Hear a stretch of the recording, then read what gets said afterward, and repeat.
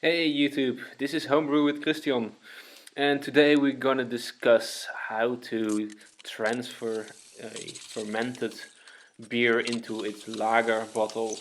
So first you start with cleaning all materials. This can be done just with some water and soap and rinse everything properly with clean tap water. At least in the Netherlands the water is drinkable. Uh, if you're somewhere else, make sure it's food grade and safe. Then we fill a bucket and we add some disinfectant.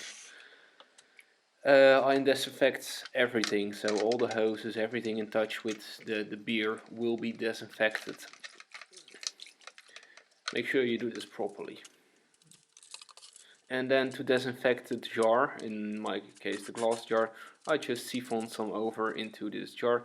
And I had some comments on the videos, like why do you make it, you disinfect it and then you suck with your mouth. I do not suck with my mouth. I have my fist around it and then I gently suck some fluid through my fist.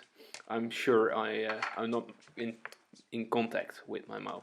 Then gently open the bucket with this young beer. Very gently, do not disturb the yeast sludge on the bottom. We want to keep this as it is, basically. And then the disinfected hose or siphoner. Put it in there. Also very careful not to disturb the yeast sludge. And then, same as the disinfectant, you just gently suck some beer or get some, and you place it in a new vessel. This will take me normally about 10-15 minutes per jar.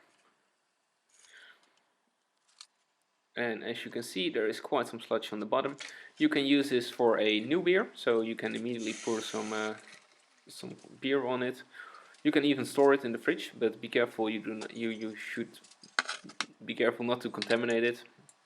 And then I also measure the gravity of this beer, and it was thousandths or 1.18. And with this, thank you for watching.